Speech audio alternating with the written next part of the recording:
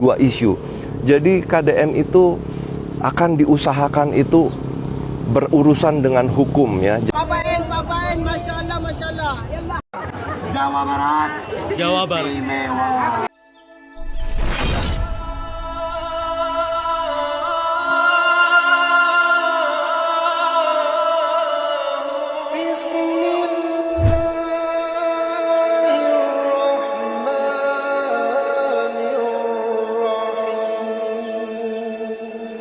Assalamualaikum warahmatullahi wabarakatuh. Bahaya ini teman-teman, dimana Kang Deddy Mulyadi bakalan dijegal dan dikriminalisasi.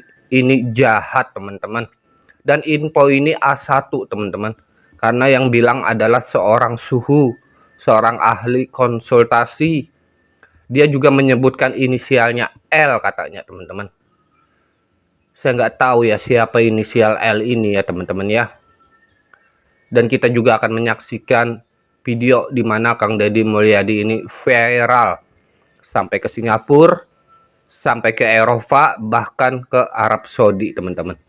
Oke, sebelum kita lanjut, seperti biasa kita simak dulu videonya sama-sama ya. Silahkan. Kalau menurut analisis saya, Suhu, nggak bakal bisa KDM jadi presiden. Pasti para elit-elit politik akan membegalnya dengan segala cara dihalalkan. Saya pastikan itu. Nah, ini saya kebetulan memiliki info yang terpercaya. Jadi cara membegalnya bagaimana ya? Jadi akan ada dua isu di sini. Ada dua isu. Jadi KDM itu akan diusahakan itu berurusan dengan hukum ya. Jadi tujuannya itu untuk memenjarakan KDM, itu pertama. Dan isu kedua ini saya sebut aja kasusnya itu dengan inisial L.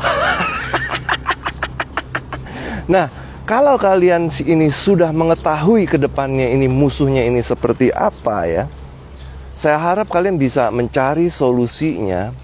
Kita tukar pikiran. Kalian tulis di kolom komentar ya teman-teman ya. Bagi kalian yang sudah nonton, saya doakan kalian semua berhasil hoki kaya raya, sehat dan bahagia selalu. Salam cuan.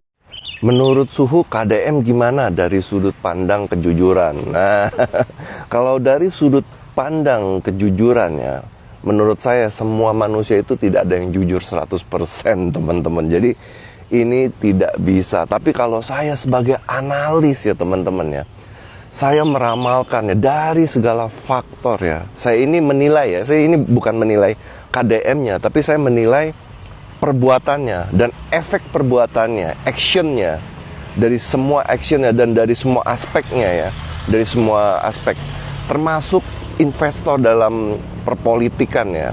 Bisa dipastikan ya, setelah saya analisa, bisa dipastikan kalau KDM itu pasti menjadi Presiden Indonesia, gimana pun caranya itu pasti ya. Jadi ramalan saya ini lebih cepat.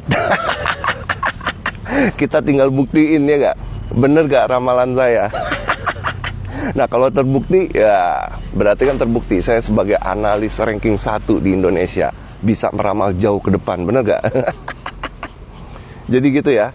Bagi yang sudah nonton, saya doakan kalian semua berhasil hoki kaya raya, sehat dan bahagia selalu. Salam cuan. Kang Deddy Mulyadi alias KDM menerima banyak ancaman, termasuk ancaman mau dibun-bun, bahkan sampai anaknya mau diculik. Salam APBN, ambil positif, buang negatif, tonton videonya sampai habis. Jadi ya, dari tadi FYP gue itu isinya ancaman terhadap Kang Deddy Mulyadi selaku Gubernur Jawa Barat. Gini nih, ini yang begini-begini nih, giliran ada pejabat yang jujur, yang merakyat, yang bekerja semuanya untuk rakyat, itu pasti selalu ada aja ancamannya dari kanan, kiri, atas, bawah, depan, belakang, serong kanan, kiri, dan segala macamnya. Kalian tahu kan kenapa orang jujur susah maju di Indonesia? Kenapa di Indonesia sedikit orang yang berani bersuara, sedikit yang berani jujur ya? Karena ini, kalau ada orang jujur, ancamannya banyak, dikejar-kejar. Sebegitu berpengaruhnya ya seorang Kang Deddy Mulyadi sampai para elit dan bahkan banyak orang yang berusaha untuk menjatuhkan seorang Deddy Mulyadi. Rakyat di Jawa Barat itu ada 50 juta lebih. Dan Kang Deddy Mulyadi juga pernah bilang kalau beliau itu tidak takut apapun karena beliau yakin kalau beliau akan dilindungi oleh Allah.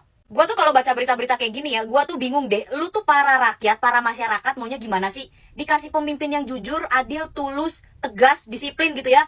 Kok kayak gini gitu? Giliran dikasih pemimpin yang cuek juga nggak suka. Gue dari sini sebagai warga Jawa Barat, gue cuma bisa mendoakan keselamatan Kang Deddy Mulyadi. Ya, gue juga berharap semoga ajudan-ajudannya Kang Deddy Mulyadi, orang-orang yang ada di belakang Kang Deddy Mulyadi benar-benar menjaga setiap langkah kaki beliau. Gue gak ngerti kenapa di Konoha ini kalau ada orang baik tuh selalu aja hambatannya tuh ada aja. Semoga tim kepolisian, Kapolri, Kapolda, apapun itulah ya, tentara lah, apalah, aparatur negara dan segala macam, itu semuanya bisa bisa melindungi dan menjaga beliau gitu. Dan semoga tim kepolisian segera mengusut tuntas ini ancaman tuh dari mana gitu, asalnya dari mana, siapa pencetus utamanya, siapa yang memprovokasi dan segala macamnya harus diusut tuntas. Mau jadi orang baik, jadi orang benar di Konoha ini susah banget kayaknya ya. Kalau orang pintar itu dihianati, orang yang jujur mau dilengserkan gitu ya. Gua nggak tahu apa karena hukum di negara kita ini dikebiri kah? Hukum kita yang dikebiri atau karena hukum itu tajam ke bawah tumpul ke atas, kita nggak tahu. Bahkan di Indonesia itu banyak banget pemerintahan, banyak banget pejabat, banyak banget pemimpin yang tidak menjalankan amanah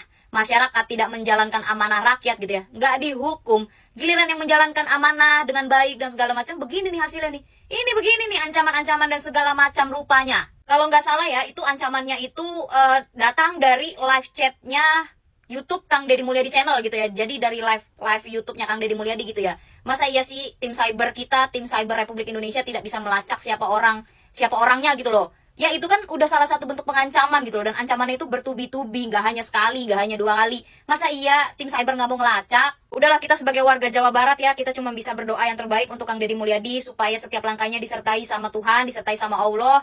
Apapun yang dikerjakan semuanya berhasil gitu ya, selalu didekatkan dengan orang-orang yang baik, dijauhkan dari orang-orang yang jahat gitu ya. Buat Kang Deddy Mulyadi, maju terus, semangat terus. Kenapa dulu Jakarta selalu dijadikan sebagai epicentrum dan kiblat politik nasional? Karena memang gubernur-gubernur yang terpilih adalah mereka yang dikaitkan dengan suksesi kepemimpinan nasional. Artinya ada kecenderungan siapapun yang jadi gubernur Jakarta itu diproyeksikan dan seringkali dikait-kaitkan dengan calon pemimpin bangsa di masa-masa yang akan datang. Tentu itu tidak terlepas dari manuver, kebijakan, dan perilaku-perilaku yang telah dibuat oleh para gubernur Jakarta. Tapi harus kita akui, ketika pilkada serentak dilaksanakan secara nasional di seluruh Indonesia, di 545 kabupaten, kota, dan provinsi, secara perlahan kiblat politik itu bukan di Jakarta lagi. Ini secara perlahan kiblat politik itu mengarah ke Jawa Barat. Kenapa mengarah ke Jawa Barat? Ya tentu tidak terlepas dari gubernur yang ada di Jawa Barat, Kang Deddy Mulyadi, yang dinilai bagaimana manuver-manuver, tindakan dan kebijakan politiknya itu selalu memantik perdebatan, selalu membetot perhatian, dan yang paling penting selalu menjadi pergunjingan. Dan memang harus kita akui, tuh Kang Deddy ini kan cukup aktif bagaimana melakukan komunikasi langsung kepada masyarakat, terjun ke pasar, menyelesaikan persoalan secara langsung, bertemu dengan masyarakat yang digusur misalnya, ataupun juga melakukan aktivitas secara langsung berinteraksi dengan masyarakat yang ada di bawah, dan yang paling penting itu diekspos dan disampaikan secara terbuka melalui media sosialnya. Jadi hal-hal yang semacam inilah yang secara perlahan memang Kang Deddy Mulyadi harus kita akui per hari ini adalah sebagai kepala daerah yang selalu menjadi rujukan, menjadi pergunjingan, dan menjadi perdebatan. Tentu tidak terlepas dari pro dan kontranya. Kang Deddy Mulyadi, Gubernur Jawa Barat, belusukan terus, makin viral dan makin dicintai rakyat. Wah, jangan-jangan Kang Deddy punya misi besar nih. Belakangan ini nama Kang Deddy Mulyadi makin sering muncul di sosial media. Seperti kita tahu teman-teman, gaya beliau sangat merakyat. KDM belusukan ke pasar dan bantu rakyat secara langsung. Tapi ini menimbulkan pertanyaan nih di kalangan netizen. Ini beneran murni pengabdian atau bagian dari misi politik jangka panjang? For your info, Kang Deddy Mulyadi ini bukan orang baru, Besti. Beliau mantan bupati dan juga mantan anggota DPR RI. Dan dikenal punya basis massa kuat di Jawa Barat. Kalau kita lihat strateginya, bisa aja ini buat pemanasan 2029 kan? Tapi bagaimana menurut kalian? Kang Deddy Mulyadi ini calon kuat untuk 2029 nggak? Atau KDM cuma ingin jadi pemimpin yang dekat dan mensejahterakan rakyat? Tapi yang menariknya, KDM nggak pernah terang-terangan ngomong soal nyapres sih. Kang Deddy Mulyadi ini bener-bener fokus sama rakyat. Makanya banyak yang bilang kalau semua capres kayak Kang Deddy, kita mah nggak takut milih. Aing, bapak aing, bakso, mie ayam, nasi goreng, ikan goreng, nasi goreng celur. Ayo bapak aing, bapak aing, bapak aing. Ayo bakso, mie ayam, ayo bakso, mie ayam, nasi goreng, ikan goreng. Ayo apa, ayo apa, ayo. Bapak aing, bapak aing. Bapak aing. Bagus, Indonesia maju. masyaallah jamaah haji Indonesia umrah haji. Ayo. Papain masyaallah. Yalla haji. Bapak Aing, ayo. Bakso, mie ayam, nasi goreng, ikan goreng, burger. Jawa Barat. Istimewa. Baik, terima kasih banyak. Selanjutnya Bapeda, Provinsi Jawa Barat. Jawa Barat. Istimewa. Oke, thank you. Iya, barusan sama-sama kita saksikan videonya ya teman-teman ya, di mana katanya suhu ini ya, kata suhu tadi, Kang Deddy Mulyadi ini nggak bakalan jadi presiden karena akan dijegal dan kemungkinan akan dikriminalisasi. Ini jahat teman-teman. Orang yang berinisial L ini jahat. Seperti yang kita tahu ya teman-teman ya, elektabilitas dari Kang Deddy Mulyadi sekarang sangat melejit naiknya, ya kan? Bahkan sampai ke Singapura, ke Eropa, ke Arab Saudi sudah terkenal menggaungkan nama dari seorang Kang Deddy Mulyadi, Bapak Aing. Walaupun Kang Deddy Mulyadi ini nggak kemana-mana, ya kan? Walaupun Kang Deddy Mulyadi ini cuma di Jawa Barat, tapi namanya sudah kemana-mana teman-teman. Itu menandakan bahwa Kang Deddy Mulyadi ini elektabilitasnya sangat melejit, sangat tinggi. Jadi wajar ya, apa yang dikatakan suhu tadi, kalau Kang Deddy Mulyadi ini bakalan dijegal sebagai presiden. Ini wajar teman-teman. Dan seorang Kang Deddy Mulyadi yang selalu bekerja untuk rakyat, amanah untuk rakyat, mementingkan rakyat, ini sudah pasti akan banyak kaum elit politik yang memusuhinya. Karena apa teman-teman? Karena yang dipentingkan oleh Kang Deddy Mulyadi ini rakyat. Beda dengan pemimpin-pemimpin yang lainnya, ya kan? Kebanyakan pemimpin lainnya yang dipikirkan hanya kelompoknya, hanya bendera partainya, ya kan? Berbanding terbalik dengan Kang Deddy Mulyadi yang selalu memikirkan rakyat, baru kelompok dan bendera partainya. Seorang pemimpin itu harusnya seperti itu, harus seperti Kang Deddy Mulyadi. Rakyat dulu dipikirkan, baru kelompok dan bendera partainya.